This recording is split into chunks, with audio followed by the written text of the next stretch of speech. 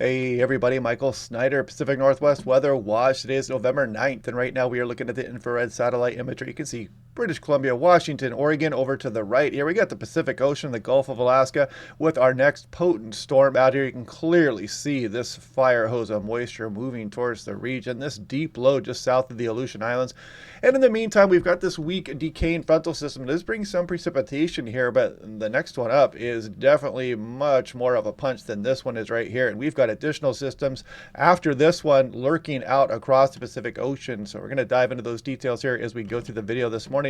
Taking a look at the precipitation amounts this morning. You see the Doppler radars overlaid, and you can see this weak frontal system here, just bringing some moderate precipitation up across Vancouver Island this morning. The Olympic Mountain. Some of this will be moving into the Puget Sound here as we go through this morning as well, and then eventually dropping down across Oregon. But this one is definitely losing its punch as we go through the day today and as it approaches. But you can kind of see the initial cloud shield from that system out across Pacific Ocean that it's going to be a much stronger storm. And just a reminder, I am over here on Blue Sky, so go ahead and check me out over there. I have almost fully switched to this area to be updating my YouTube videos and putting out between the video updates here. And I did coin this phrase here kind of on accident a few days ago, atmospheric rivers. You've heard of those. And from now on, Arctic outbreaks are going to be known as atmospheric shivers here. So a little bit of weather humor there for you. But anyway, if you guys want a nice affordable home weather station, click on that link down below to save 10% off your attractive unit here. Great smartphone app, stores all that data for you. Lightning detection system tells you how hard it's raining at your house. I highly recommend this one. Now looking at Seattle yesterday, 61 degrees. What a nice day again yesterday. We had more clouds out there, but no precipitation officially. However, that is going to change drastically here over the next few days. We have a lot of rainfall coming in here and a very active storm pattern rolling into the Pacific Northwest. Not that unusual for November, but we're going to dive into those details here as we go. Taking a look at the day 2 excessive rainfall outlook. Right now, we do have marginal. You can see this includes Oregon, Washington. That would include British Columbia. Also, you notice it cuts off at the Cascades. We look at day 3, and look at this. British Columbia all the way down towards Northern California. Day 4, again, Western Washington, portions of Western Oregon. And day 5, yet again. So we have some very active weather moving our way, and we're going to start to go over that right now. So this is looking at precipitable water, and this is how we measure atmospheric rivers, the integrated vapor transport, and depending on how long it hangs up over any given area, we're not too worried about that initial system like I showed you. It doesn't have too much precipitation with it. The next one is a very robust frontal system, but it'll be fairly progressive. You see it move through the area there, and we've got some very cold air behind this one. It's going to bring some mountain snows with it as well. We'll check out those totals in a bit. And this system we really have to watch. This one has atmospheric river characteristics, and setting the stage with the previous couple systems there, this could cause some flooding issues. So we're going to be really watching this one as we go on in through Tuesday night, and on in through Wednesday morning. Look at that fire hose pointed at the Pacific Northwest. Big precipitation amounts likely with this storm, and it hangs out for a bit there before it finally kicks through as we go on in through the day Thursday. And then we could have additional systems trying to move through here as we go through next week, and we'll see how those trend in the model runs here over the next couple of days. So wider look at things. You got Alaska to the top left. There's Washington and Oregon. You can see Texas down here, and there's Mexico. We're looking at the North American view of things here. There's our initial weakening frontal system, but this one is packing much more of a punch as we go through Sunday and on into Monday. And then hot on the heels, this one has a bit of a subtropical tap, and that's that next atmospheric river as we go through the midweek period. So the deluge is coming here, folks, and we get a trough kind of hanging out on the west coast a bit, and then we'll see what this next system is going to do as we go through next weekend. But you can see things are going to remain active here. You know, in the Pacific Northwest, we are on the cusp of these mid-latitude cyclones, and I'll show you why that is the case here as we go towards the end of the video here. And you can kind of see off in Fantasyland this trough dropping down across much of the Pacific Ocean here. We'll see how that impacts us as well. But looking at just 168-hour precipitation, look at some of these hefty amounts, even for Seattle and Portland, Vancouver. Some of the higher terrain is no doubt going to finish up with probably 4 or 5, 6 inches as we go on in through the upcoming week here. So we definitely need to be very careful. If we get too much in too short of a period, of course, it can cause some pretty extreme flooding here. So we'll be on the lookout for that over the next few days. You can see the 10-day precipitation anomaly clearly above average for much of the Pacific Northwest. This is last night's GFS run. Now, looking at total snow, I want to point this out as well, because as we scroll on into this initial system, just the very highest peaks, a little bit of precipitation in the form of snow, but just, again, the highest peaks. But as we go through Monday morning, you'll see some of the snow start to fly Monday. Here goes Monday afternoon, Monday night, Tuesday morning. We get a nice shot with that initial frontal system here. And then we scroll on in towards the later portion of the week here. You can see additional snowfall amounts, and it's still fairly early in the season. I got to remind you of that as well. So, some of this is going to be going through that cycle if you pile it up and then you melt it back a bit here. And then that'll change once you get towards December and January. We can build up the snowpack a little bit better. But whatever falls up there right now has the chance to be melted by some of these warmer systems that roll in here. So just keep that in the back of your mind.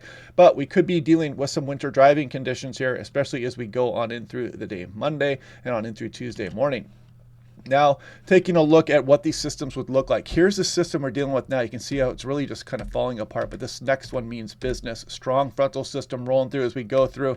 This is about Sunday afternoon shown here. There's Sunday night. There's Monday morning. Here we go through late Monday morning, and then Monday afternoon as this low pressure center is going to be right off the northern tip of Vancouver Island. Onshore flow, cold air aloft, mountain snows piling up a bit as we go through Tuesday morning, and then no rest for the weary as this next atmospheric river looking system moves in here as we go through the day. Tuesday night, there's Wednesday morning, and look at this thing just kind of gets hung up a little bit here. When these atmospheric rivers, these powerful ones, get hung up, that is when the flooding concerns really start to emerge, and you can see this trough is fairly slow moving as well, and then maybe additional systems after that. You can see this this subtropical tap back across the Pacific Ocean as well. So yeah, lots to watch here over the next few days.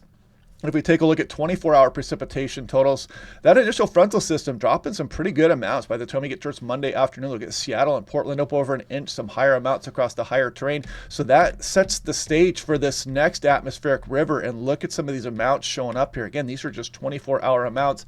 So that's what can cause some of this flooding concern, and then maybe additional systems as we scroll off into the extended forecast as well.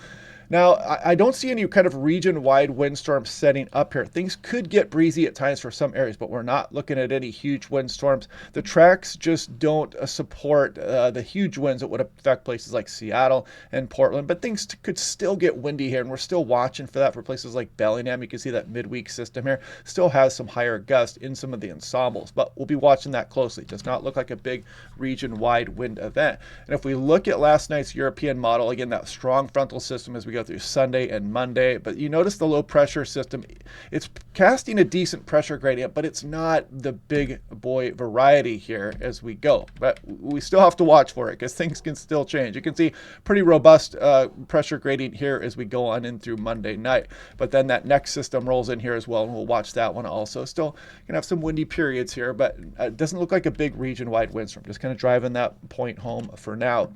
And if you want to know why we get these mid-latitude cyclones so much, well, it's because we are near that boundary where the very cold air across the polar regions meets with that subtropical and the warmer air across the equatorial regions.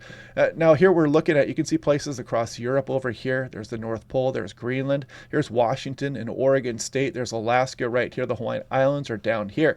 So if I put this into motion and I just let this run through, you can see the process that the planet goes through. It's fighting this never-ending battle of the warmer air to the south and the cooler air across the northern portions. And you can always see we are kind of caught up here, especially during this time of year, of that battle here between that colder and the warmer air. And that's where those mid-latitude cyclones develop, and they continue to move into the Pacific Northwest, especially during the fall and the winter months. So that is the reason for that. You can kind of see the evolution of this cold air moving around. And again, the Earth is fighting a battle it can never win, trying to balance things out. Now, a reminder also that as we go through the mid-month period, we're going to be dealing with some spring tides. And when the moon and the sun line up, of course, it pulls the gravitational pull on the water and the surface of the planet, tends to make the tides a bit higher. So I think that's happening between the 14th and the 18th here of November. So we are watching very closely to see if there's going to be any kind of storm correlation. Because if you bring low pressure, then the bulge gets even higher. Then you bring strong winds, and that can bunch up those waves, and you can really create some nasty beach erosion or some big problems here with some, it can enhance flooding even, especially in the coastal regions when you have these high tides going on.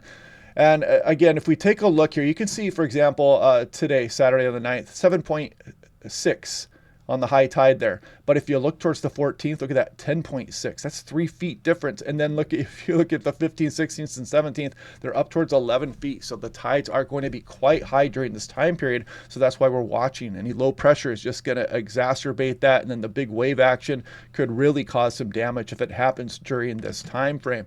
And if we look out during that, what's coming here, these systems will be kicking up some big waves, and it's a good thing this one isn't happening during the biggest king tides, because that is a pretty good shot of wave action as we go through Monday night and on in through Tuesday morning. And the wave action stays, fairly robust here as we go through. We're starting to go into the 13th here. There's midweek, and we got to watch any storm systems again develop between the 14th to the 18th, kicking up big waves. Could cause some problems here along the coastal area. So we'll be watching that one closely. We're still a ways out, and things can change, but it doesn't look like we have any huge storm during that time period right now. But again, things can change. Now, taking a look at 6 to 10 day temperature outlook, west coast below normal here. That should make sense with what I just showed you. 6 to 10 day precipitation, kind of a mixed bag. This is probably going to change today because we're definitely going to be above average most likely during this time frame. 8 to 14 day temperature outlook, west coast again. And then, of course, kind of this broad brush here for the Pacific Northwest. But anyway, yeah. Enjoy your Saturday, everybody. We will break this all down again tomorrow. We'll see what the weather models show and see how much things change and whatnot. And we'll go over this all again. But otherwise, hope you guys are having a good day. Click like and subscribe. We'll do this again tomorrow, and I will talk to you guys then.